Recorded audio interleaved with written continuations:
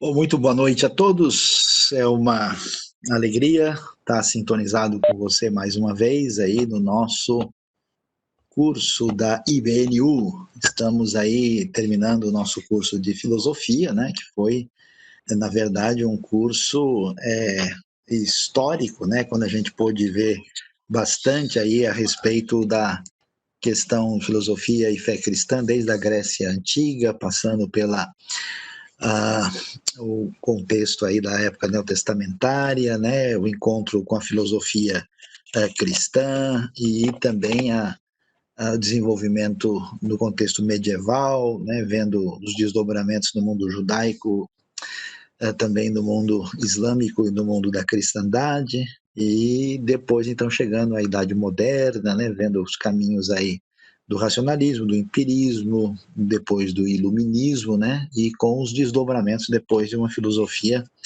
pós-iluminista, né, que passa aí pelas correntes, especialmente do voluntarismo, do historicismo, e a gente viu na última aula a questão do existencialismo, né? Então nós vamos iniciar aí a nossa aula de hoje e eu vou então aí disponibilizar já o início da nossa reflexão aí pensando hoje sobre filosofia no sentido, digamos assim, um pouco mais prático, né? O que que a gente faz com a filosofia? Porque essa é a questão. Uma vez que a gente tenha essa noção teórica, né? Noção dentro do contexto da história, né?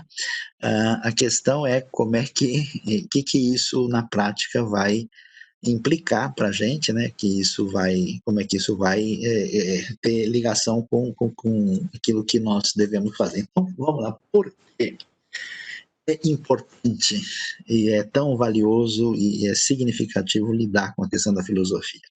Então, eu relacionei aqui, nessa nossa aula de desfecho, pelo menos sete questões fundamentais que são pertinentes ao estudo da filosofia que a gente tem que considerar. Primeiro, que a princípio, né, a gente tem um texto lá em Colossenses 2, né, que diz que ninguém engane vocês com vãs filosofias. E aí existe uma certa um elemento histórico, uma herança aí durante muitos séculos, né, em que parece que questionar, pensar demais e refletir de maneira não religiosa é uma coisa assim mais ou menos contrária à fé.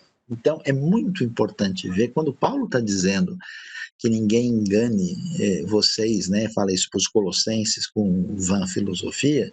Ele não estava falando do estudo da filosofia, ele estava dizendo que havia alguns tipos de pensamento, uma espécie de heresia do estilo pré-gnóstico, misturada com religiões de mistério da Ásia ali menor, com outros elementos de contexto judaico, que isso é assim, contrário à fé.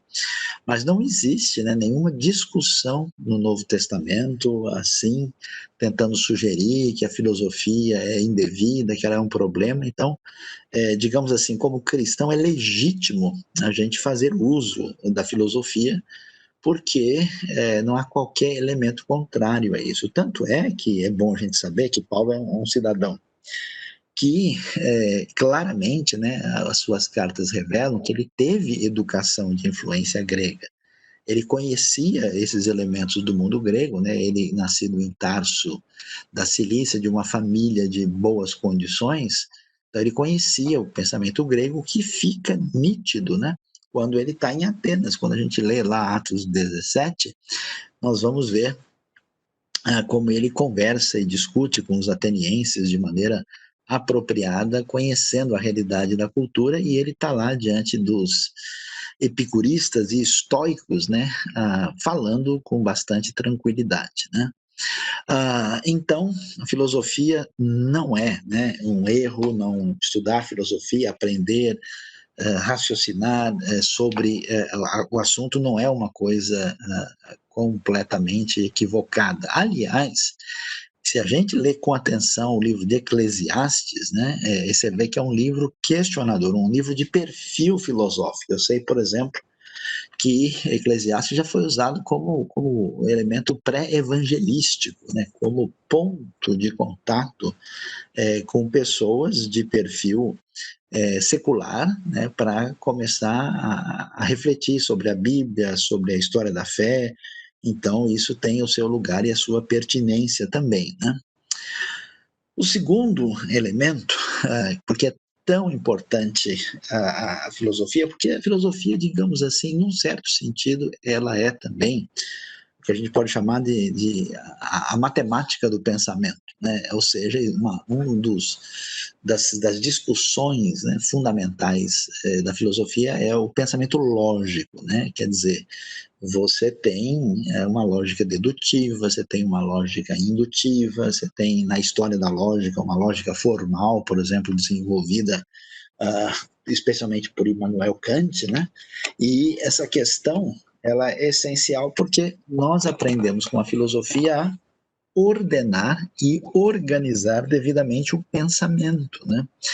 Não é possível você lidar, né, com qualquer texto, com qualquer articulação de algo que pretende se apresentar como verdade. Não é possível você organizar um argumento sem que você faça um devido estudo no campo da lógica. E a lógica é uma das disciplinas fundamentais da filosofia e é essencial. Então, para ordenar bem o pensamento, para aprender a lidar com o raciocínio, para saber o que é um silogismo, né, que é usado desde da época socrática, né, é absolutamente fundamental e essencial e necessário, né? Eu fico às vezes preocupado no contexto de hoje quando a gente vê uma série de pessoas que não conseguem às vezes ordenar e organizar o seu próprio pensamento, né? Então é muito importante que a gente especialmente valorize o campo do pensar lógico, né?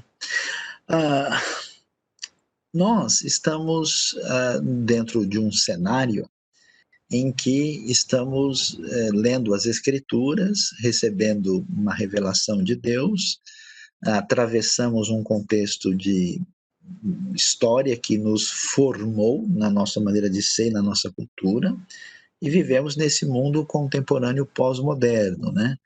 E aí, por que é tão valioso se aprofundar no campo da filosofia? Porque a gente vai ver e vai entender as diversas correntes de pensamento, né? Por que se pensava assim, né? Porque quando você não tem esse entendimento, você não sabe, né? Por que em tal ambiente surgiu esse tipo de movimento, o que aconteceu, porque houve essa reação, por que a cultura da Europa nessa época era dessa maneira, por que por exemplo, no texto bíblico você tem um tipo de resposta, um tipo de reação, você tem uma estrutura cultural que é moldada principalmente por uma perspectiva filosófica subjacente, é um ponto de partida.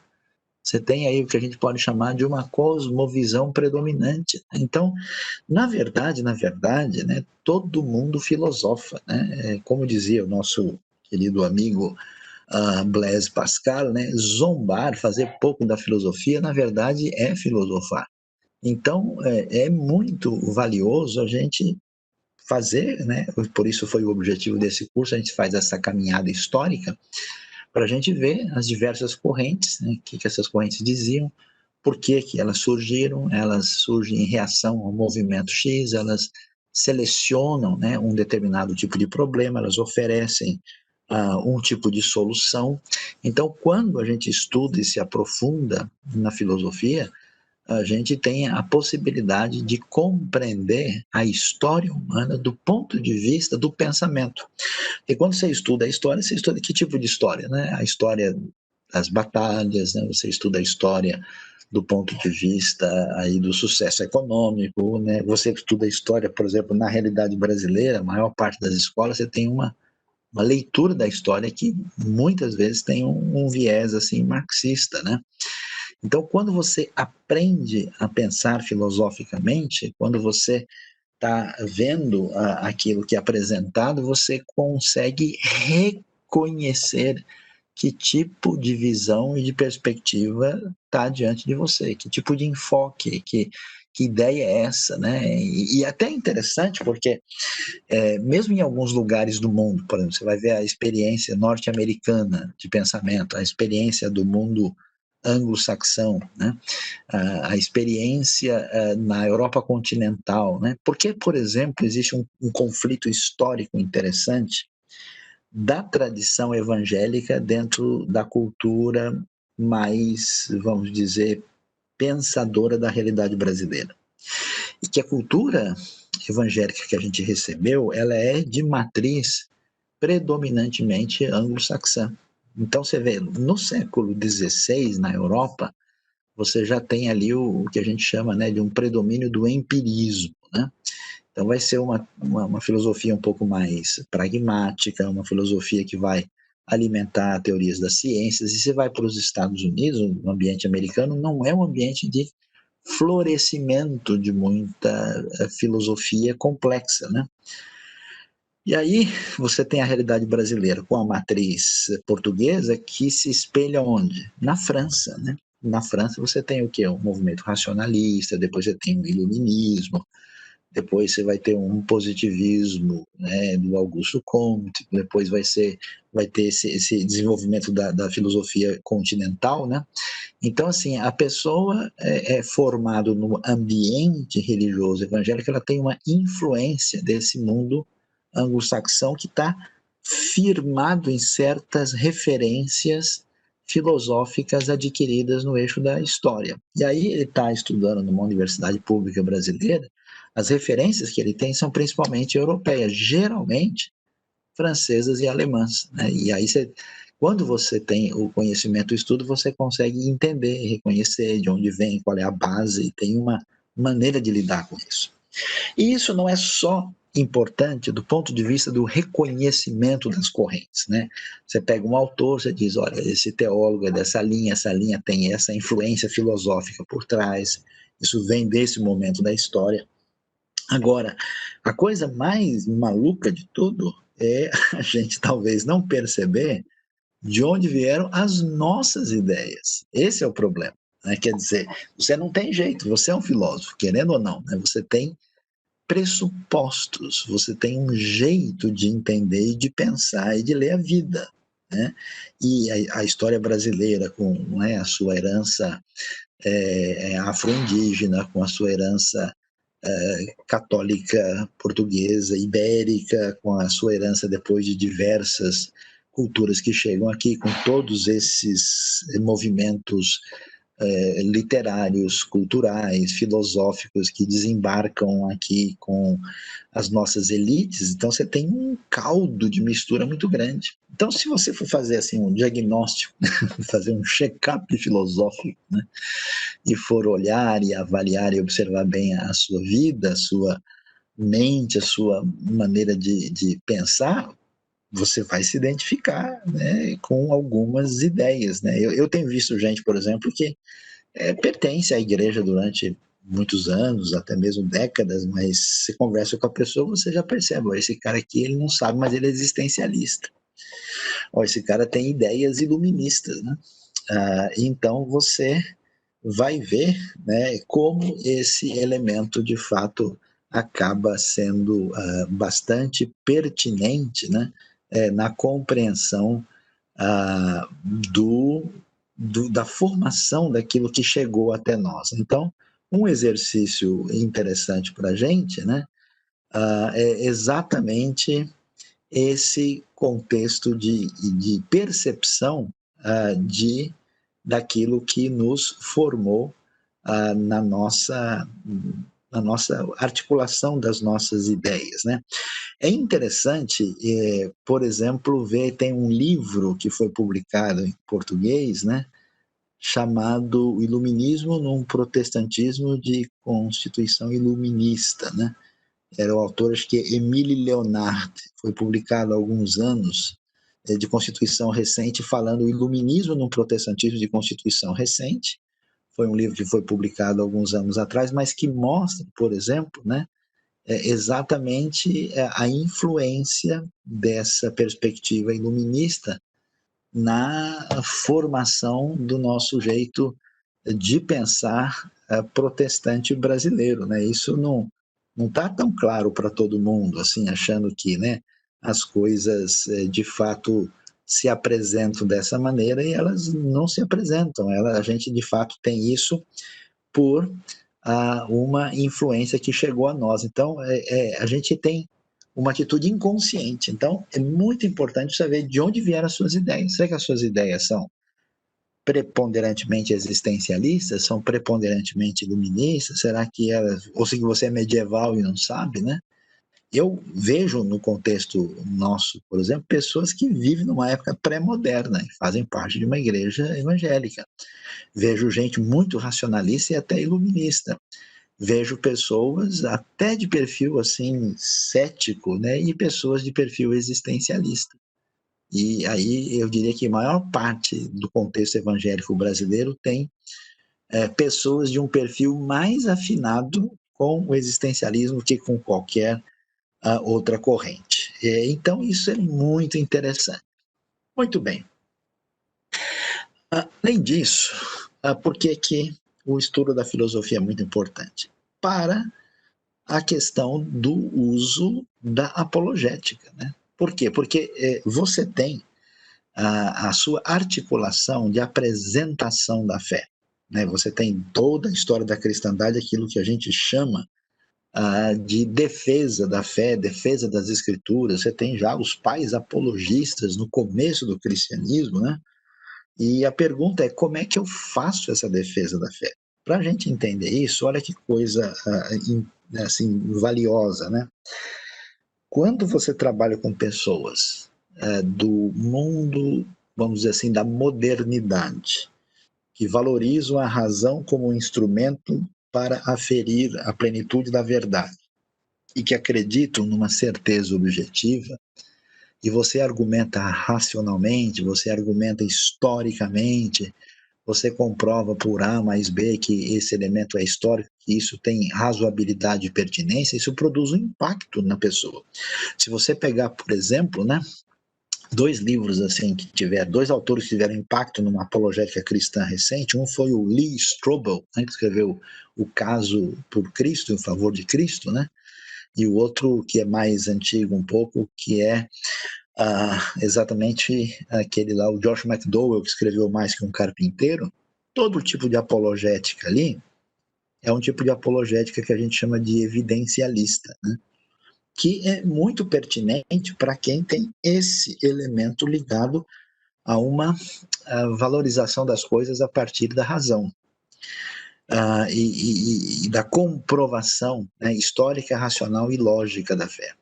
Mas quando você entra no eixo do mundo pós-moderno, quando a crítica, né, da certeza absoluta, o questionamento dos limites, até onde a razão pode nos dar resposta, quando você tem esse ambiente onde se imagina que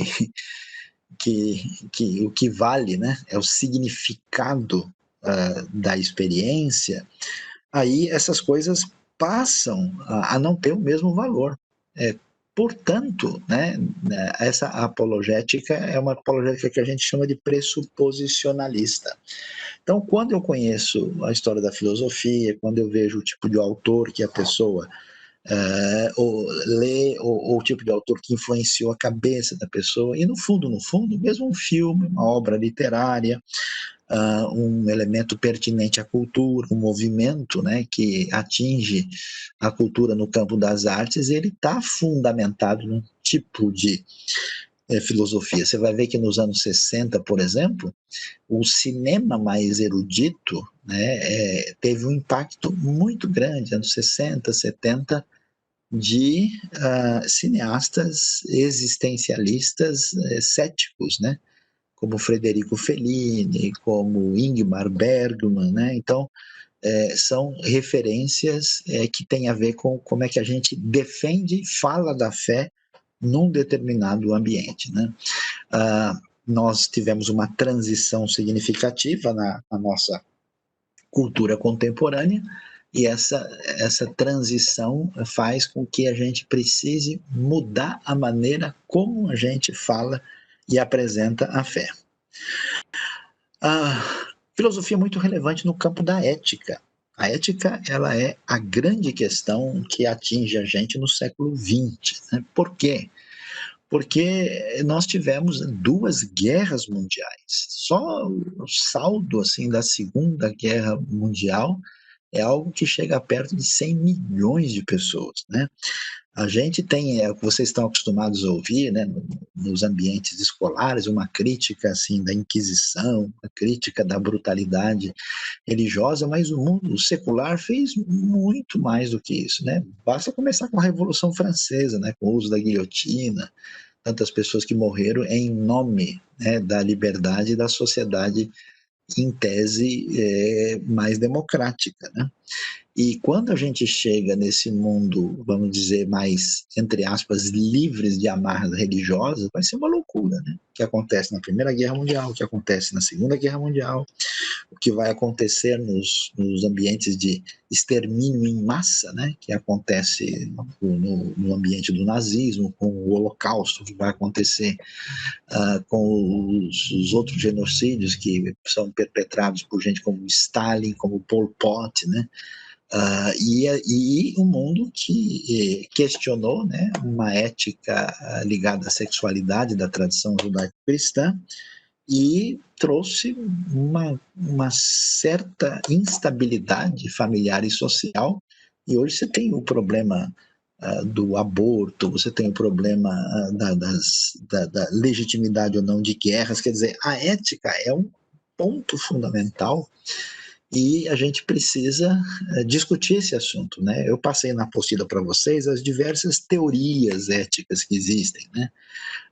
Uma ética que a gente discute em termos básicos, né? Desde o tempo de Sócrates, de separar o certo do errado, o bom do mal. A Bíblia trabalha com ética, é um ponto de encontro do discurso da filosofia e do pensamento bíblico. A gente viu, por exemplo, a conversa tão interessante, né, do Emmanuel Levinas, aquele pensador judeu contemporâneo, que diz que antes de começar a pensar na metafísica, você está diante do rosto do outro. Então, a primeira filosofia, na verdade, é a ética, né?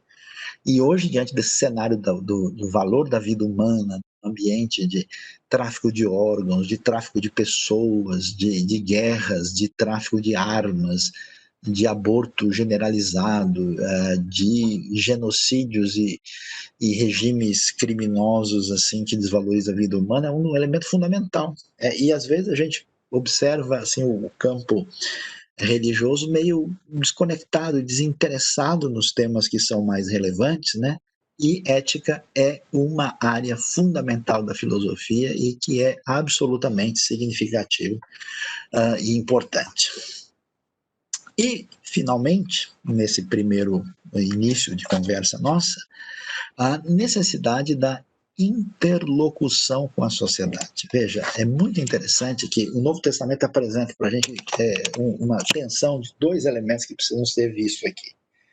Um é o fato de que é verdade que no início da fé cristã um grupo de pessoas muito simples, a maior parte do Império Romano é formado de escravos, não são muitos, né, os doutos, entre vocês, vai dizer o apóstolo Paulo, mas ao mesmo tempo que a fé cristã atinge, consola e converte esse grupo grande de pessoas numa situação de limitação socioeconômica, também é verdade que nós vamos encontrar a fé atingindo pessoas de posição cuja referência muda o caminho da sociedade. Então você vai ver, por exemplo, quando Sérgio Paulo se converte, né, na primeira viagem missionária de Paulo, né, ali na ilha de Chipre, ele é o governador romano da ilha. Né? Essa pessoa vai ter um impacto muito grande. O cristianismo se desenvolve,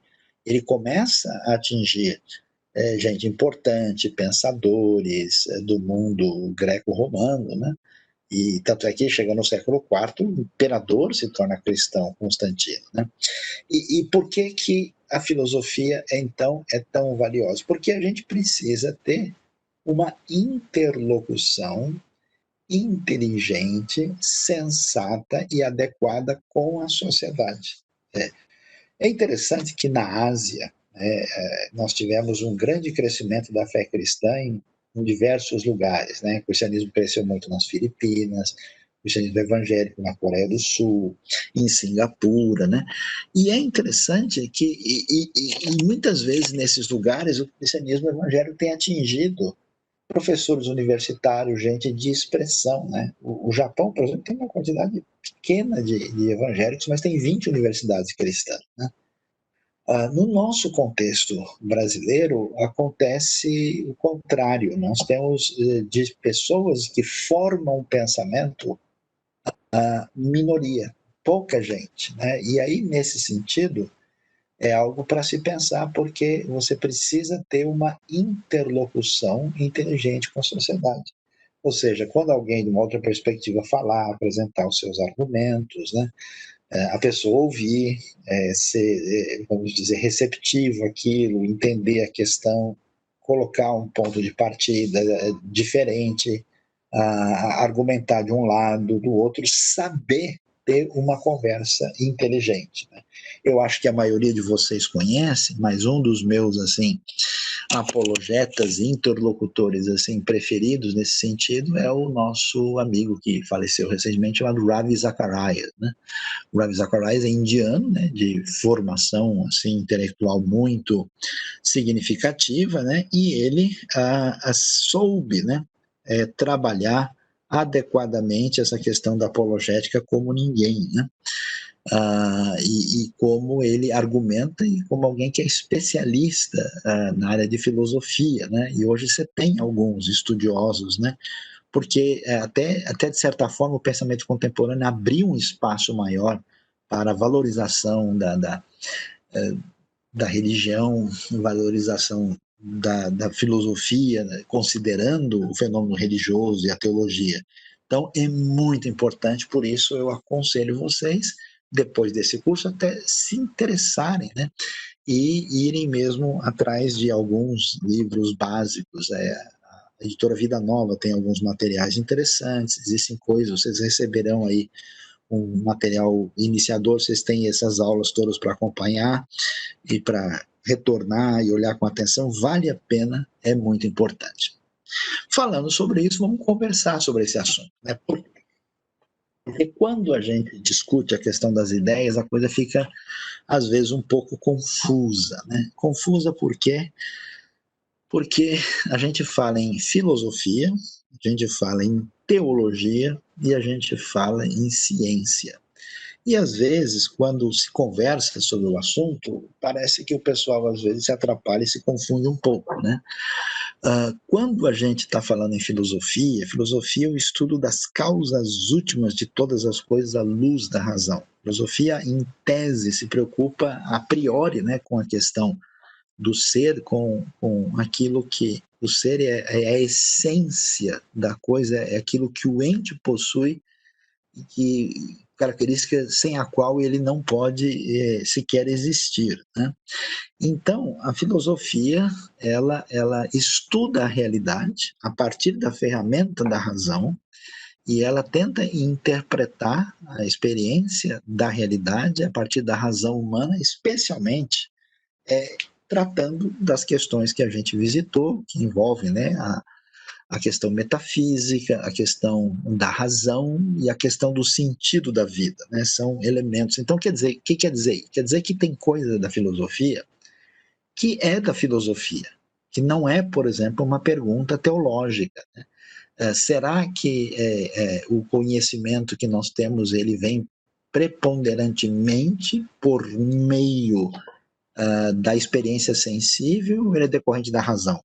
A Bíblia não vai entrar nessa questão. Não é pertinente, não é uma questão ligada à revelação bíblica. Mas era uma questão que tem o seu valor. Ela é pertinente à experiência humana, ela faz parte, né, da história. Então, a gente precisa entender o seguinte, que tem coisas, tem elementos que nós discutimos que estão no âmbito filosófico apenas. E outras coisas estão no âmbito da teologia. E outras estão no âmbito da ciência. E as coisas estão devidamente separadas e são distintas, né, para que a gente entenda isso. Enquanto a filosofia trabalha assim, a teologia é o estudo da revelação divina nas Escrituras à luz da razão. Bom, isso quer dizer que o que eu posso conhecer sobre Deus, segundo a perspectiva teológica, é insuficiente pela via filosófica. A via filosófica, ela me permite usar a razão para a leitura e a interpretação da realidade, em termos metafísicos, gnosiológicos, e também ligados à questão do significado da existência. No entanto, a filosofia não vai entrar em Deus no sentido bíblico do termo. Existe um conceito de Deus? Existe, um conceito aristotélico, um conceito grego antigo, tudo bem, né? Mas não é a mesma coisa o que nós vamos poder observar na Escritura, né? A ideia clara que nós vamos ter na perspectiva bíblica cristã é que você tem a compreensão da revelação divina à luz da razão. Então, às vezes, a pessoa fala, mas esse negócio aqui nem é bíblico. Mas esse negócio de não ser bíblico é um pouquinho complicado, porque tem coisas assim que isso é importante entender, que a Bíblia não vai discutir aquilo. Por quê? Porque não está no seu radar. A Bíblia não é, ela é uma revelação que se apresenta absolutamente verdadeira, absolutamente confiável e segura, mas ela não é uma revelação exaustiva sobre Deus e o mundo. Se a gente não entende isso, a nossa cabeça vira uma confusão. Tem gente que acha que todos os conceitos psicológicos, todos os conceitos pedagógicos, todos os conceitos científicos você vai achar na Escritura, e isso é não entender qual é o foco e o objetivo da Escritura. A Escritura não tem essa intenção. Então, nesse sentido, existe uma pertinência para a filosofia enquanto filosofia, e existe uma pertinência para a teologia. Quando a gente estuda e avalia e trata da questão, a gente teria que saber, né, qual que é o papel de um e qual que é o papel do outro, qual que é o objeto de um, qual que é o objeto do outro, e até onde esse chega e até onde o outro chega, para a gente não se confundir. Então, nesse sentido, nós chegamos a o outro elemento que faz parte da nossa experiência de saber, né? Você tem o saber filosófico, você tem o saber teológico e o saber científico, e a ciência é uma expressão muito ampla, né? Você tem hoje o que a gente chama até de filosofia da ciência, né? A epistemologia, né? A teoria subjacente à prática científica, né? Mas assim, grosso modo, né? Tá certo que se você vai estudar sociologia, vai estudar psicologia, você vai ter um campo mais próximo da conversa que tem aí a teologia e a filosofia propriamente dita, né? Mas a ciência, do ponto de vista, vamos dizer, experimental, mais concreta possível, ela trabalha com o quê? Uma observação de um fenômeno. Essa observação leva-me, através do uso dos sentidos e da razão, ao levantamento de uma hipótese. Essa hipótese, para ser confirmada, ela precisa ser demonstrável. Então, eu tenho um experimento. Uma vez que esse experimento se confirma, eu tenho o que a gente chama de lei, né? Lei da propagação dos gases, né? A propagação dos gases de acordo com Gay-Lussac, né? Eu tenho o número de Avogadro, eu tenho certas, né? A constante gravitacional, né? Então, a ciência ela se propõe a fazer essa avaliação experimental, objetiva e racional do mundo à minha volta, né? E o que significa isso? Significa que a ciência tem os seus limites. Um dia alguém me perguntou, as descobertas arqueológicas lá na terra de Israel, elas não comprovaram a existência de Deus, né? Como se Deus pudesse ser achado numa espécie de gruta, né? Da terra de Judá, né? Não é o caso, né? O argumento em favor da existência de Deus não se tem dentro de um laboratório. Então, as pessoas precisam entender que a ciência trabalha com aquilo que é concreto, mensurável, demonstrável e que está aí num perfil distinto do caminho da filosofia e da teologia. Quando a ciência, e acho que isso é uma coisa histórica, quando a ciência começa a querer dar explicações que ultrapassam aquilo que é, vamos dizer assim, os seus limites, né? Aí ela começa a entrar numa proposta que não é pertinente ao seu objeto de estudo. Então, por isso que a gente tem, por exemplo, o que a gente chama de filosofia da ciência, né? Quer dizer, eu tenho um certo pressuposto, tenho uma teoria científica, filosófica subjacente a um modelo científico. Quer ver uma coisa interessante? Por exemplo, vamos falar um pouquinho sobre a teoria da evolução. O que foi sugerido pela observação, por exemplo, darwiniana, né? É que você tem organismos, que esses organismos são similares e parece que modificações nesse organismo sugerem uma inter-relação entre as espécies quando essas espécies estão sendo mudadas de uma para outra no decorrer da trajetória biológica. Bom, o que poderia ter sido dito, né, sobre isso? Olha, nós temos aqui uma sugestão, uma teoria de transformação das espécies. Mas por que o pessoal chama de evolução das espécies? Porque evolução é a filosofia, uma das filosofias predominantes do século XIX. Então, o fato de dizer que esse organismo está indo na direção de um organismo mais complexo, é tudo naquele tempo, está dentro desse eixo historicista, desse eixo evolutivo, e então isso aplica-se também à realidade do contexto, vamos dizer, biológico, né? Quando você estuda, por exemplo, linguística, é muito interessante, né? Porque a linguística sofreu muito na sua trajetória histórica, né? Que é uma das áreas em que eu me voltei para estudar na vida. E, a princípio, né, quando a linguística tem muito desenvolvimento no século XIX, né, porque os europeus começam a fazer os seus estudos comparativos, eles vão, especialmente os gramáticos alemães, eles vão descobrir, por exemplo, que as línguas da Europa têm parentesco com línguas da Índia, né, que o sânscrito antigo tem similaridades, né, nítidas com as línguas europeias e com o próprio grego, né? E aí, então, eles vão criar aquilo que eles chamam de grupo indo-europeu, né? E fazer um estudo. Aí eles dizem, não, uma língua nasce, se desenvolve, depois morre. Então, existe o que a gente chama de língua morta. O que é uma língua morta? O latim é uma língua morta. Na época, dizia o hebraico é uma língua morta.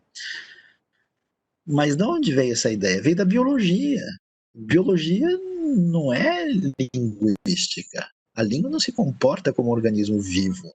Não tem língua morta no sentido que tem um ser biológico morto. Então você vê que foi transferido, né, uma perspectiva de uma ciência para outra e que de certa forma deu um desencaixe, né? E depois você vai ter uma mudança de paradigma subjacente à leitura científica, né? Então é muito importante a gente trabalhar para tentar entender as coisas dentro dos limites, né? A filosofia tem o seu objeto, tem o seu método e tem os seus limites. A teologia tem o seu objeto, tem os seus métodos, tem os seus limites. A ciência, especialmente ciência experimental, também tem a mesma trajetória, né? Isso significa que certas perguntas que eu faço para a teologia são perguntas subjacentes e ligadas somente à teologia.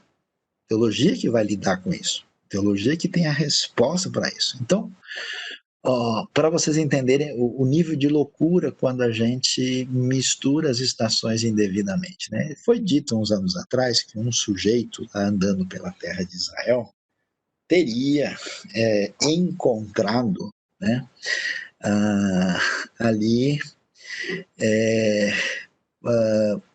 uma prova em um lugar onde teria caído o sangue de Jesus. E segundo ele visitou lá um lugar onde tinha gotas do sangue e ele pegou esse sangue, né? Isso não é verificado, não tem nenhum tipo de confirmação, mas aí ele pegou esse sangue e levou para o laboratório, segundo o relato. E ao chegar lá no laboratório, segundo ele, foi feito um exame, e aí ele disse que o exame, metade do exame, como resultado, deu que era sangue humano, e a outra metade o laboratório não saberia dizer. O que ele tentou fazer? Ele quis pegar, né, a ideia da natureza divina e humana de Cristo, né, que Jesus é totalmente humano e divino, e transportar isso para o sangue de Cristo.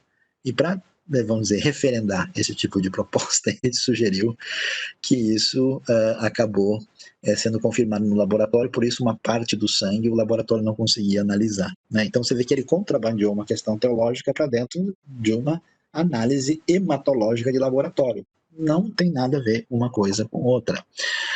Assim como coisas que são elementos ligados à ciência, são coisas ligadas à ciência. Muito da discussão supostos conflitos que tem entre a ciência e a Bíblia, entre a ciência e a teologia, na verdade, não é conflito nenhum. É que a ciência está respondendo uma pergunta e a teologia está respondendo outra. A ciência tem um campo determinado X, com certas possibilidades, e, no caso, a teologia está lidando e está respondendo outras questões. Você tem, como você vê na figura aí, um certo campo de intersecção. Claro que você vai falar de ética, você vai ter que conversar filosofia e teologia. Claro que você vai falar sobre a existência objetiva da criação, tem que ter contato entre teologia e ciência, coisa, né? E o que a ciência astrofísica aponta para o início do universo? E como isso tem correspondência, similaridade, pertinência e semelhança com o relato bíblico da criação? Então, existe, né, essa atitude, vamos dizer assim, de interdisciplinariedade, mas não é como muitas vezes as pessoas sugerem. O que a gente pode dizer? Segundo a perspectiva bíblica cristã, vamos assim dizer, você tem diante de nós o que a gente chama a criação, né, que a nossa sociedade de hoje resolveu chamar de natureza. E você tem, né, as escrituras, que são uma referência clara da revelação divina ao homem. Do ponto de vista de uma cosmovisão cristã, não tem dúvida que a nossa criação, né, a criação que está à nossa disposição, ela tem origem em Deus. E a escritura também tem origem em Deus. Então, não existe, né? Isso é um pressuposto, por exemplo, que é muito trabalhado por gente como Tomás de Aquino, né? Todos os filósofos cristãos sempre disseram que a relação da criação com a escritura é uma relação de sintonia. Agora, qual que é o problema? O problema é que, diante da criação, eu tenho duas leituras que a razão pode fazer dessa criação, desse fenômeno à minha disposição. Uma leitura é uma leitura feita pela ciência. A ciência observa, vê a criação, ela analisa, né, com seus métodos, com suas possibilidades, com seus diversos enfoques distintos e faz observações a respeito disso. A filosofia também, você tem enfoques, como a gente vê, diversificados, mas isso não é a criação, isso é uma leitura da criação. Da mesma maneira, quando a gente tem a Bíblia, você, tantas vezes ao mencionar a Bíblia, não está falando da Bíblia, Está falando da leitura que você ou que um determinado indivíduo faz da Bíblia. Nesse sentido, você tem aí, né, o caminho da teologia e da hermenêutica. A hermenêutica é, né, a disciplina que trabalha com a questão da interpretação das escrituras. E a teologia, claro, é o resultado final do uso da hermenêutica e da razão sobre o texto bíblico. Aí você tem uma leitura, você tem várias teologias, vários enfoques, e então, dependendo do tipo de enfoque que você tem do lado da ciência e da filosofia, e o tipo de enfoque que você tem da teologia e da hermenêutica, você tem o que a gente chama de um conflito possível. Mas não há um conflito definitivo entre criação e escritura, entre palavra divina e a realidade do mundo à nossa volta, do universo à nossa volta. Agora, dependendo da leitura, da perspectiva, né, que é apresentada em nome da ciência e da filosofia e em nome da escritura, aí você tem um conflito. Então eu vejo tantas vezes pessoas assim levantando uma problemática que na verdade está mais perto da solucionática do que da problemática, porque a pessoa está entendendo a coisa ou fora de contexto, ou ele não entendeu a Bíblia direito, ou ele não tem elementos hermenêuticos, ou a sua compreensão é indevida, e às vezes a pessoa tem lacuna na área científica, na área filosófica e na área teológica, né? Ou um ou outro, ou às vezes tem em todos, né? Aí só sobra conflito, né? A coisa realmente acaba sendo complicada.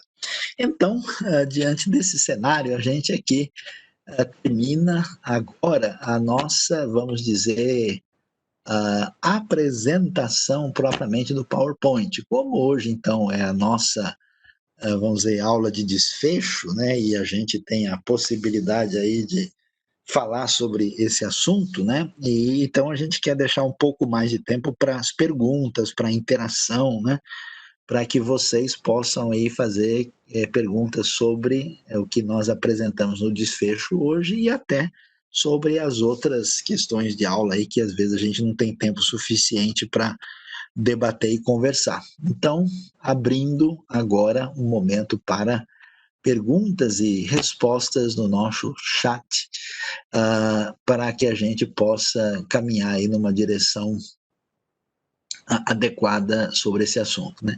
Eu não sei se vocês vão encontrar isso. Tem um livro que era, alguém já perguntou aqui, um livro que era o Filosofia e Fé Cristã, que a Vila Nova publicou há uns anos atrás, né? E ele era um livro do Colin Brown, né? E era um livro muito bom. Ele é um livro interessante que ajuda, né? A gente a caminhar, né, numa jornada aí promissora, né, a respeito do assunto, né, ligado aí à filosofia. Ó, tem gente aí, o Flávio diz que tem esse livro é muito bom, né, e ele é bem útil e de fato é bastante promissor aí, né. A Vida Nova lançou, né, alguns livros, acho que se não me engano tem alguma coisa do R.C. Sproul, né, de filosofia. Vale a pena ler alguns clássicos, né, como a gente mencionou, se você tiver possibilidade, né, de ler aí um Pascal, né, ou até mesmo Kierkegaard, alguns pensadores desse tipo, eu acho que de fato eles serão muito úteis e valiosos aí para a gente poder caminhar adequadamente, né? Eu sei que não é uma literatura tão assim sofisticada, mas eu a recomendo também os livros do Francis Schaeffer. Eu acho que agora eles estão saindo pela Casa de Cultura Cristã, né? Então você tem o Deus que Intervém, né, que era um livro básico muito importante e bom, que vale a pena ser lido, né? O Deus que Intervém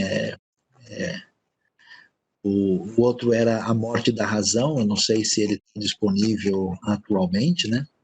Uma série histórica dois autores italianos, publicado pela Paulus. O nome deles é Reale e Antiseri, né?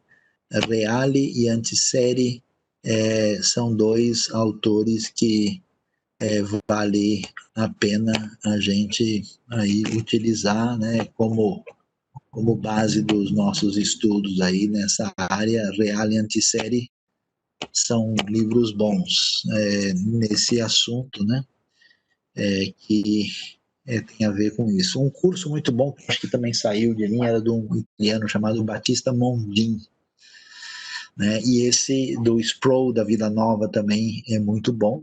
Aí alguém está sugerindo, Flávio, Racionalidade da Fé Cristã, né? Então são algumas indicações interessantes da editora Agnus, ok, tá certo. São algumas indicações aí boas para a gente poder refletir e conversar bem balizado com aquilo que envolve a filosofia. Mas vamos lá, alguma pergunta mais objetiva, ou técnica, ou de outras questões que vocês tenham aí para a gente conversar? Não sei se podem fazer a pergunta audível aí, não sei como é que está funcionando isso, ou se querem fazer mesmo no chat por escrito, né? Apresentando as perguntas aí diretamente no chat. Vamos lá, se tiverem aí. Como o senhor vê um teólogo sem ser cristão, né? Olha, a gente tem que considerar o fato de que a realidade do entendimento da verdade de muita coisa está disponível a nós como um dado acessível à razão, né? Então, assim, porque existem alguns contextos em que as pessoas começam a dizer coisa do tipo assim, não, mas o fulano não é cristão, então não vale a pena a gente nem observar, né? O que o raciocínio dele está dizendo. Uma coisa muito curiosa em nossos dias, que a gente tem hoje um grande defensor da religião e que ridiculariza o pensamento secular, que é, por exemplo, o Luiz Pondé, né? Ele brinca dizendo que ele é um ateu não praticante, né?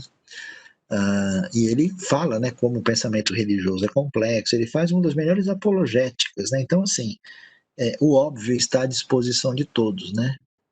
É possível, sim, uma pessoa, mesmo sem ser cristão, porque ele tem a razão dada por Deus, né? O homem, várias pessoas que inventaram uma série de remédios que fizeram grandes avanços na história humana, eles não são cristãos, mas trabalham com princípios corretos da criação de Deus. Então, é possível você ter uma teologia que é construída com alguém que seja, vamos dizer assim, honesto e sincero, né?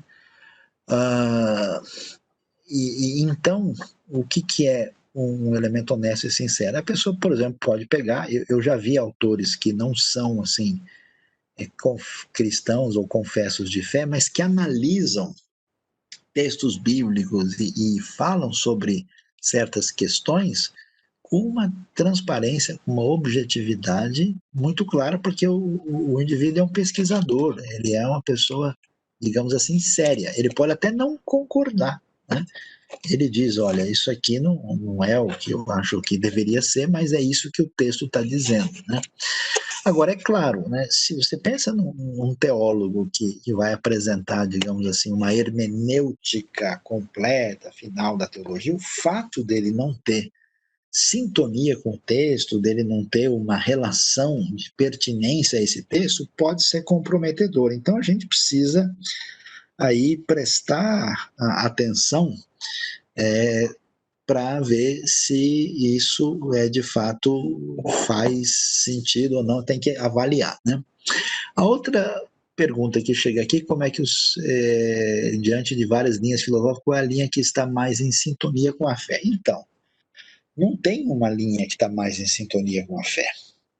Por quê? Porque a fé, o texto bíblico, né, a revelação bíblica, ela é complexa, ela é ampla, ela tem um perfil, assim, de certa forma, meio, a gente pode chamar polissêmico. Você tem certas posturas filosóficas que têm, digamos assim, uma relação de ruptura maior com a fé.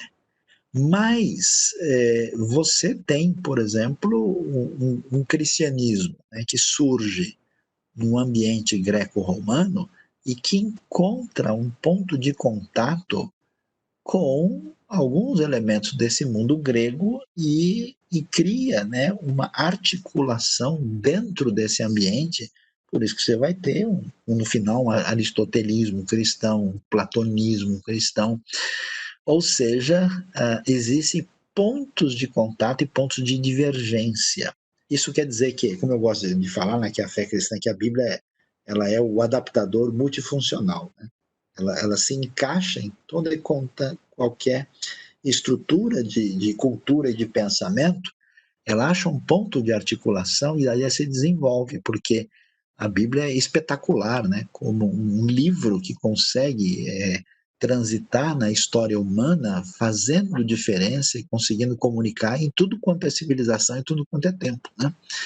Então é significativo. Agora, é claro, se eu vou ler um autor que nem Bertrand Russell, né, que odiava o cristianismo, se eu leio um Voltaire, né, eu vou ler um Pascal e um Kierkegaard, claro que esses têm uma sintonia mais adequada, mas os outros não podem ser desprezados, porque até no seu antagonismo, na sua oposição, a gente percebe o que do elemento cristão de alguma maneira está incomodando, está atingindo, está lidando com questões que às vezes é interessante ver esses antagonismos para você ver que tipo de questão pode ser considerada mais complexa para quem tem fé e como lidar com ela, né?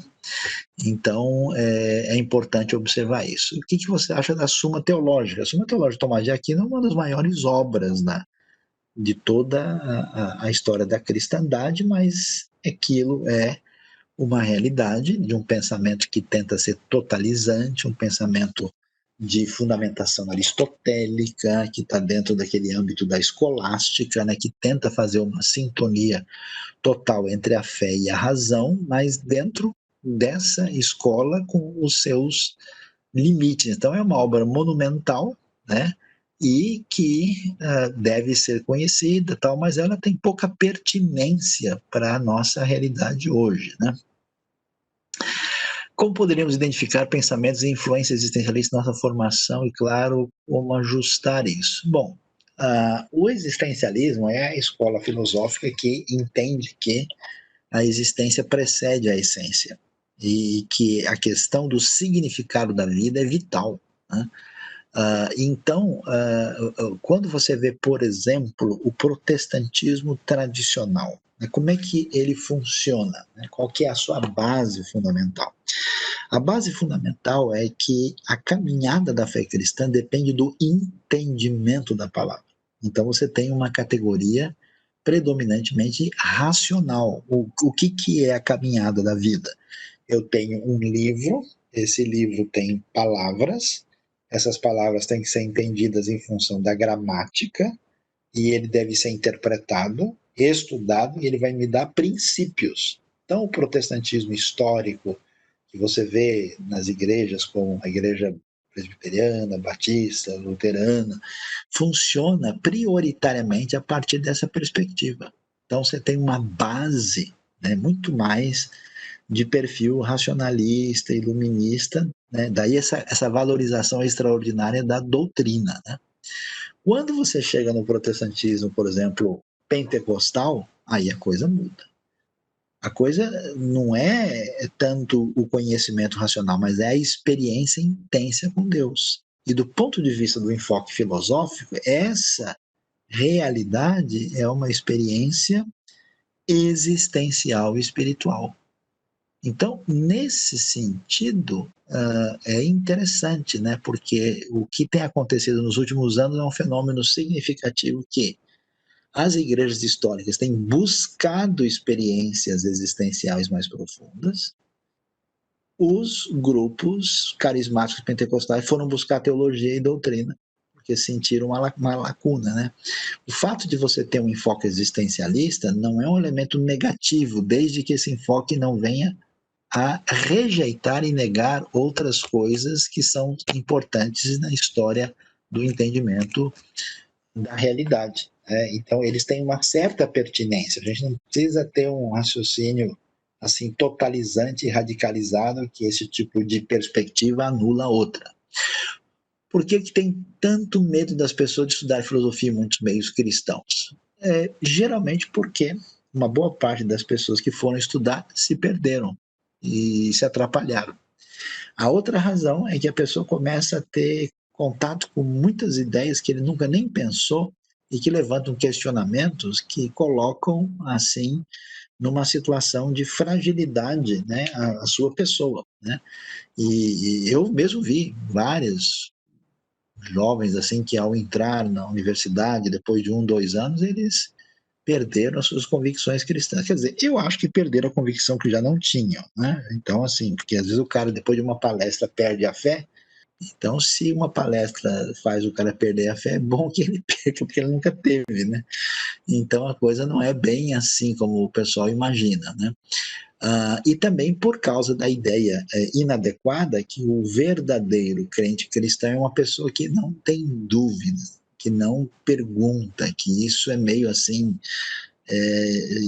fraqueza espiritual, é dar espaço para o inimigo, né? Então, com esse raciocínio muito obscurantista, aí as pessoas acabam se perdendo, né? A outra pergunta, a responsabilidade social da igreja, um dever legal ou um mandamento bíblico, né? Pergunta interessante aqui. Essa pergunta, ela já mostra para a gente, assim, como ela está sendo esboçada dentro de um ambiente já da cultura contemporânea, né? Porque o pressuposto do pensamento bíblico é que a sua relação no reino de Deus, ela consiste de dois vetores fundamentais, que é amar Deus e amar o próximo, né? Então, como é que você pode amar o próximo se você não tem nenhum tipo de desdobramento, de alguma maneira, a fazer diferença na vida desse próximo? Então, se você lê o Novo Testamento, você veja que Jesus, por exemplo, é movido pela sua compaixão diante do sofrimento do próximo. Você vê que a igreja primitiva era conhecida por isso. Então, não é nem uma questão de mandamento no sentido deontológico da palavra, né?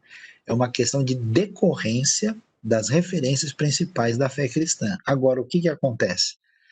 Isso não se opõe à necessidade da evangelização, ao estudo da doutrina, porque o problema desse mundo nosso pós-racionalista é que ele é um mundo esfacelado, né? Isso que é um negócio complicado. E essa cultura europeia filosófica pós-racionalista, ela dividiu, esfacelou e quebrou tudo, né? E o pensamento bíblico, ele junta as peças e cria as conexões entre elas. E a gente separa e coloca uma em oposição à outra. E esse tipo de raciocínio não orgânico não faz parte da perspectiva bíblica, né? Aqui o Tiago disse que ele pretende ser um filósofo cristão. Na sua experiência, qual graduação no comércio, teologia ou depois filosofia? O contrário, agradeço a atenção.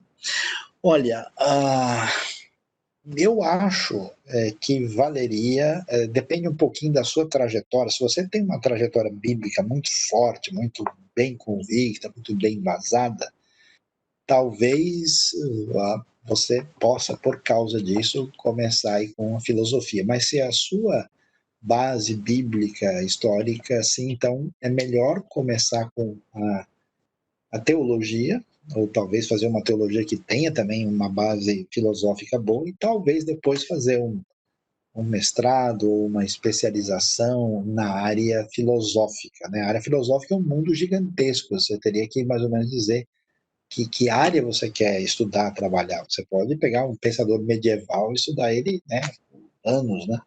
Você pode se focar na filosofia contemporânea, filosofia ligada à apologética, e depende, né?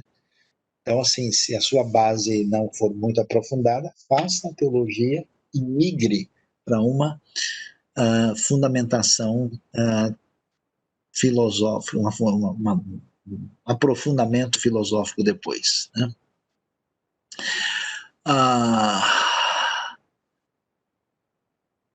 Vamos lá, vamos ver que a coisa está animada aqui, está subindo bastante pergunta. Porque, ao menos pelo que você vai ver na academia, tantos professores que se declaravam existencialistas, não tem na escritura, mas são líderes eclesiásticos. Bom, não sei, não posso falar muito sobre a sua experiência, né? Mas, assim, a escola filosófica mais recente de predominância, ela é existencialista.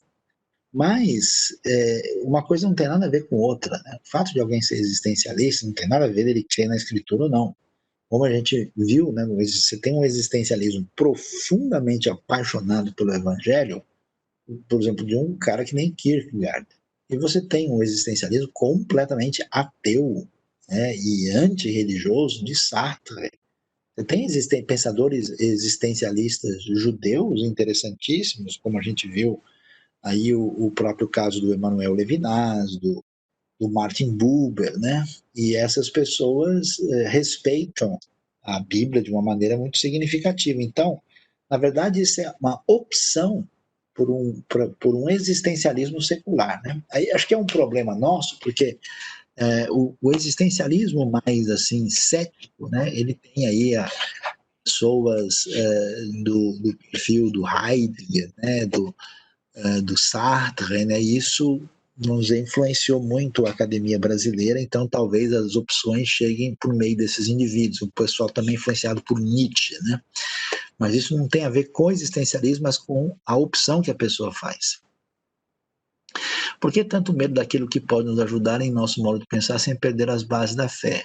Como eu disse, porque alguns perderam, né? Ou alguns não souberam lidar com isso. Aí surge uma reação exagerada do outro lado, também é um problema, né? O genoma, mapeamento celular, biologia, façamos o homem a nossa imagem, a nossa semelhança, nos coloca com o Criador junto com Deus, seria uma visão de teologia e ciência, né? Depende o que está querendo dizer aqui com isso, né? Num sentido, o ser humano ele é um corregente de Deus na criação a partir da teologia bíblica.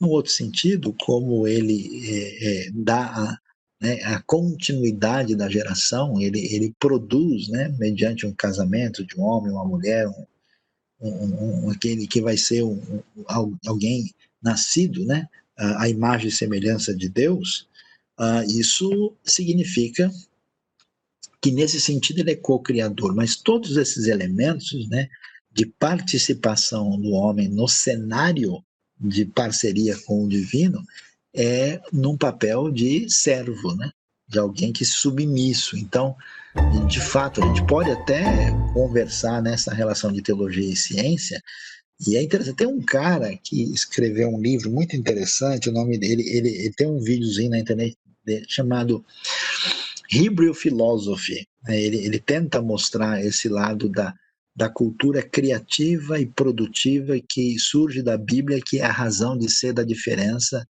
da cultura judaico-cristã baseada na Bíblia, né? Que a Bíblia demitologiza o paganismo e valoriza a criatividade, a transformação do mundo sob Deus. Então, nesse sentido, é interessante, né?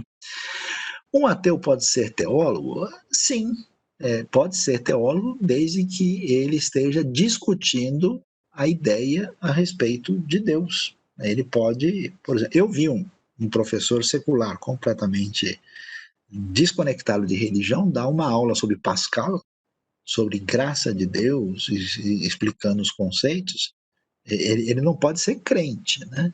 Ele não pode ser um seguidor de Jesus, mas ele pode ser uma pessoa que estuda um tema que não tem a ver com a sua experiência. Aí você vai analisar se o que ele está dizendo faz sentido ou não, porque às vezes, quando você está falando de um teólogo, está falando de uma pessoa que estuda a literatura relativa a isso, que conhece, vamos supor, um teólogo que estudou as línguas originais, que estudou o contexto histórico antigo, que estudou, vamos dizer, metodologia científica adequadamente, ele pode construir. Né? Mas não quer dizer que a teologia dele vai ser referendada, vai ser boa, vai ser adequada, quer dizer que ele pode. Né? Como eu acho que tem alguns aí que têm essa condição. A teologia da Igreja Católica Romana, tendo a Bíblia, a tradição dos pais da Igreja, a teologia dos protestantes reformados, qual seria a leitura que mais aproxima da visão bíblica e por quê? Bom, aí nós temos duas perspectivas bem diferentes, né? Por quê? Porque a tradição católica, ela tem o seu fundamento numa espécie de perspectiva da história. Ela entende que a base de tudo é a instituição, igreja, no caso, Igreja Católica, e que a igreja é que é a referência última e a igreja que legitimou a Bíblia. O argumento é que, como foi feita a canonização, a decisão teológica fundamental, então a Igreja Católica tem uma ideia diferente que, num certo sentido, a revelação divina está em aberto, né? Porque o magistério da igreja, a tradição da igreja, tem tanto valor quanto a escritura sagrada. Então, o pressuposto é muito diferente. Por isso que a igreja faz essas coisas distintas, né? Que ela tinha uma postura, ela tinha um ponto de vista, por exemplo, no final da Idade Média, e depois, hoje, ela tem um ponto de vista diferente, né? A igreja, por exemplo, perseguiu abertamente os judeus, e hoje ela diz, não, os judeus são, de certa forma, nossos irmãos. Ela chamou os protestantes de herege, hoje diz que eles são irmãos separados, porque ela se vê na condição de redefinir a revelação como se a tradição fosse um terceiro testamento. Né? A proposta, a visão protestante e evangélica, né, é que exatamente quando chega no final da Idade Média, olha e diz, esse negócio não está dando muito certo, diz, não, peraí, a referência é a revelação divina. Não é que a revelação é boa porque a igreja diz que é. Ao contrário, a igreja é boa se a revelação diz que ela é. E aí você tem o ponto de partida protestante, que é só a escritura. Né? Por isso, nesse sentido, a tradição protestante é que resgata, né, na tradição cristã ocidental, o valor do texto bíblico e a sua prioridade. Né? A teologia católica tem um outro ponto de partida. A teologia influencia a ciência e vice-versa? Num certo sentido, sim, né? Porque a teologia, a maneira de pensar sobre Deus, ela faz parte da construção de uma cultura. E se, por exemplo, se você tem uma cultura que é construída por uma teologia obscurantista, ela vai tender a rejeitar a ciência e dizer que a ciência é um perigo. E você tem caminhos, vamos dizer, obscurantistas a partir de visão de religiosos que prejudicam a caminhada da ciência, né, porque vem na ciência uma ameaça. Né? E da mesma maneira, você tem a ciência fazendo certas coisas que ela impõe o que? Um novo desafio, né, para a questão da teologia. Então, por exemplo, antigamente não tinha transfusão de sangue. Aí o pessoal criou a transfusão de sangue, aí alguns grupos religiosos falaram, peraí, mas não pode fazer transfusão de sangue. A doação de órgãos é permitida ou não é? Como é que é? Então, a caminhada da ciência, ela traz desafios do ponto de vista ético. Por exemplo, hoje é a eutanásia, né? A pessoa está com alta idade, está sofrendo, vai morrer, a gente desliga, né, os aparelhos para que ela não sofra, isso é moralmente aceitável? Não. Então existe, né, uma interlocução para trabalhar com essas questões adequadamente. Poderia falar sobre a questão dos pathos de Deus revisitado pela teologia mais contemporânea, o Deus sem afetos, é uma decorrência do motor imóvel de Aristóteles? Como lidar de maneira equilibrada com essa questão da teologia bíblica? Muito boa pergunta. Então, o que acontece? Há uma discussão aí, meio pesada e forte, que se inicia desde, digamos assim, da teologia do processo, né?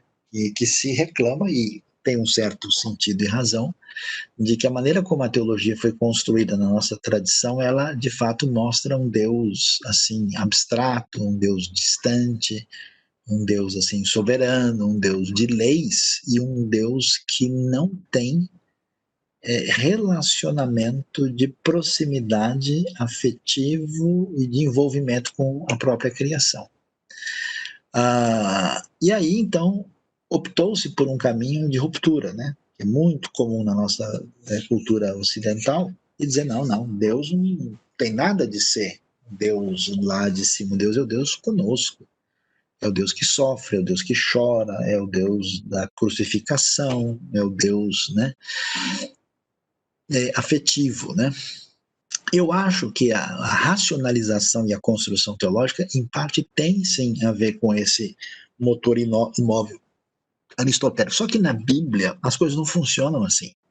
Na Bíblia você tem uma tensão dialética muito nítida, que estabelece um colorido muito especial, em que Deus é, ao mesmo tempo, transcendente e imanente. Ao mesmo tempo, ele é o Altíssimo, ele é o Senhor, e é o mesmo Deus que diz: pode uma mãe se esquecer do filho que ainda mama, mas eu não me esquecerei de ti, diz o Senhor. Então eu acho que às vezes os nossos ambientes assim ditos conservadores, e mais assim históricos e racionais, eles perdem essa percepção do Deus que se compadece, né? Dessa teodiceia de comunhão, né?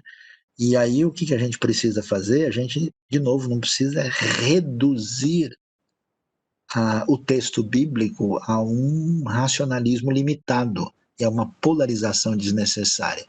Você pode muito bem trabalhar com os dois elementos, que é a combinação, né, entre eles, a tensão entre eles é que é fundamental para o desenvolvimento da experiência de fé adequada. Não faz sentido a gente reduzir isso a uma polarização de oposição. Como o senhor que aceitam a crítica pós-moderna e tentam reformular a teologia e que revisam o conceito do que a teologia é. Pois é, digamos assim que uma vez que a gente tem uma caminhada na história da filosofia, ela vai se refletir na história da teologia. Você pega, por exemplo, a caminhada, por exemplo, do enfoque marxista, né? Quando você for ver a teologia da libertação, ela tem, sim, um instrumental de análise social para construir teologia que tem elementos de conexão com o marxismo. Então, você tem uma teologia, uma filosofia pós-moderna, você tem aí o mundo pós-moderno, né? Aí, pós-Jacques Derrida, Rorty e outros que construíram um jeito de ler o mundo, isso vai ter desdobramentos. Agora, quando essa teologia ela rompe tanto, né, ela se afasta tanto do paradigma, a tendência é ela perder espaço, porque, por definição, a teologia tem esse caminho, né, de leitura da realidade à luz da experiência do sagrado, ou do texto sagrado, não só para dar sentido à vida, mas como um motor de esperança, né, e de conexão com o sagrado. Então, se ela é excessivamente desconstrutora, desconstrutiva, ela não tem como chegar a lugar nenhum. Então, de certa forma, esse liberalismo exagerado, pós-moderno, ele é autodestrutivo, né? Ele não vai chegar em lugar nenhum. Qual é o erro da visão filosófica ou teológica? Não sei, na perspectiva não dual de interpretar a Bíblia. Não sei qual que é a ideia aqui que está sendo considerada, né, sobre o que é esse não dual.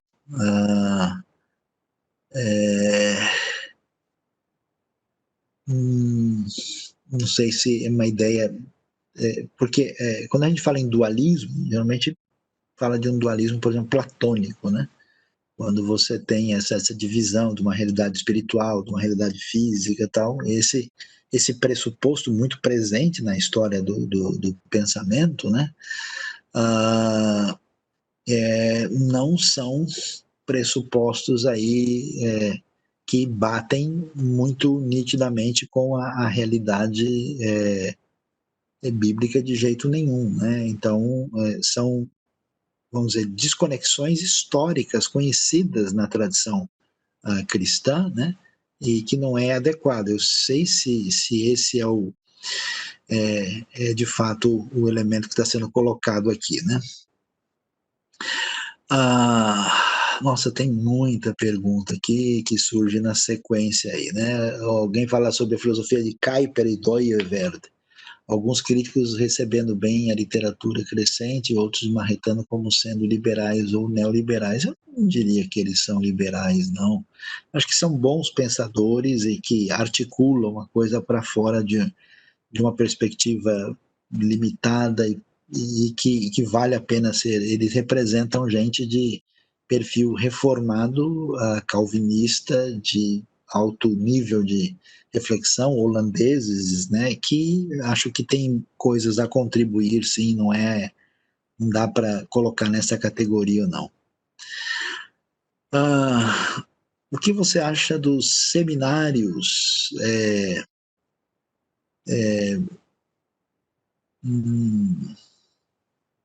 receber alunos não cristãos, né? Então, depende um pouco do que a gente está falando. O outro disse aqui, depende do que a gente está falando. Se o seminário ele tem um foco puramente vocacional, ele tem uma diretriz nessa direção, eu acho que realmente vai ser complicado, né? O que é um seminário? É um lugar que vai formar pastores apenas e vocacionados para um trabalho ministerial propriamente específico, ou eu posso pensar num seminário também como um espaço onde você vai poder compartilhar a fé. No certo sentido, o seminário pode ser um centro de evangelização, né? Por quê? Porque eu conheço pessoas que ficaram interessados na fé, começaram a ler a Bíblia, não sabiam o que fazer e resolveram ir lá fazer um curso, né? Eu tive até um aluno nessa condição, que ele foi exatamente fazer porque ele teve o contato sozinho, descobriu que tinha um seminário onde tinha estudo da Bíblia e foi fazer um curso lá de Bíblia para saber do que se tratava. Então, assim, eu acho que o seminário pode ter dois leques, né? Acho que deve ter uma abertura para ter um caminho, né, onde seja possível ter gente secular que vem ouvir e ter contato com o texto, né? E também ter uma possibilidade de manter o seu foco aí propriamente dito, né?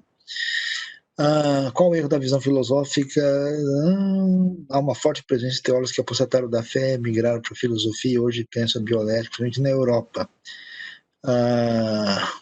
Os bioticistas mais conservadores são ligados ao catolicismo. Tem razão, eu acho que um problema, né, que é a pergunta da Lilian aí, a Europa tem uma experiência própria, né, uma experiência de decepção com a religião institucionalizada, né? Então, isso foi uma crise que atingiu o mundo católico e protestante. Então, você tem uma diretriz de cultura que entrou em crise, né? Por isso, não só, né, aí acontece, mas em outras áreas também, né? Mas em alguns lugares a coisa está. Recentemente eu li uma reportagem na Alemanha que mais da metade da população hoje afirma crer em Deus, né? E a coisa em alguns lugares tem mudado de figura. No Reino Unido, em alguns ambientes, a igreja voltou a crescer. Então, tem elementos surgindo aí, né? E, claro, os católicos têm realmente uma vocação histórica mais preocupada com bioética na maior parte dos casos, né? Bom, eu já mencionei os livros principais, né? E depois aí ver se eu consigo talvez mandar para a lista toda aí mais uma lista organizada de livros aí que valem a pena. O material que eu mandei para vocês tem coisas úteis também, né? Como é que se relaciona a graça comum encontrada na filosofia secular com a graça especial das escrituras? Então, a razão por que a filosofia é pertinente é exatamente por causa da graça comum, que Deus nos deu uma mente, uma razão capaz de raciocinar e de pensar e que tem acesso a elementos que são pertinentes à realidade.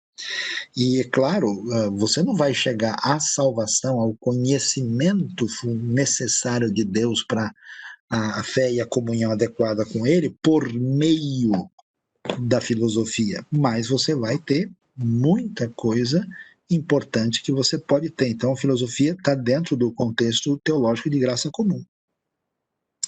Como dialogar com um ateu, logo alguém que não crê na escritura, que sempre se apega à questão do problema do mal e sua relação com Deus, a teodiceia como argumento de descrença? Então, depende. Você tem dois tipos de ateu. Você tem o ateu, vamos dizer, revoltado com a experiência religiosa, um ateu militante, e aí eu acho que a argumentação não resolve muito. Eu acho que aí vale a pena uma apologética do tipo de vida que você tem e que faz a pessoa ficar esperta, né? Porque a apologética maior que você faz é exatamente mostrando as suas boas obras que glorificam o seu Pai que está no céu. Porque como o cara está falando sobre o problema do mal, sobre a religião, você está mostrando que o argumento dele não faz sentido na sua vida, está indo para outra direção. Né? Agora, se é um ateu de fato, vamos dizer, não machucado, que tem questões propriamente ditas, aí você pode, aí eu recomendo muito mesmo o material do Ravi Zacharias, é muito interessante. Eu tenho alguns vídeos na internet que estão à disposição, um deles é sobre Jesus, né? E que é interessante, tem argumentos de diversos tipos e é um recomendado para pessoas não religiosas, né? Ok? Até que ponto a filosofia aristotélica e Plotino influenciam na exegese hermenêutica? Até que ponto isso pode vir, talvez, desvirtuar o sentido correto da passagem? Bom, até o ponto em que as pessoas se submeterem a essa influência. Né? Então, assim, quando você, de fato, acho que é uma fragilidade que a gente tem, é pouco conhecimento, hoje, linguístico, exegético e adequado dos textos originais. Então, o sujeito pode pegar uma, vamos dizer aí, interpretação de origem medieval, antiga, que tem essas influências, e ele pode se atrapalhar. Então, é muito importante aí se aprofundar, né, no estudo realmente do pano de fundo, da base do texto para entendê-lo adequadamente. Aí você, quando lê, vai ver, olha, esse negócio está diferente aqui porque está aristotélico demais, não? Isso aqui é uma coisa que tem a cara do neoplatonismo, né? E aí a gente consegue ter uma visão melhor. Mas muito bem, pessoal, excelente. Muitas perguntas aí, deu para a gente ver a grande maioria delas. Parabéns aí pela curiosidade, pela dedicação, pelo interesse, pela perseverança, né? Muito obrigado aí pela atenção de todos. Agradeço, né, a participação. Deus abençoe vocês. As aulas todas vão ficar, né, no canal da IBNU, então vocês podem rever e tal. Então a IBNU está aí para servir vocês. Muito obrigado pela atenção. Deus abençoe. Bom descanso, muitas felicidades, muitos anos de vida, né? E muito obrigado por tudo, né? Um grande abraço aí e boa noite para vocês.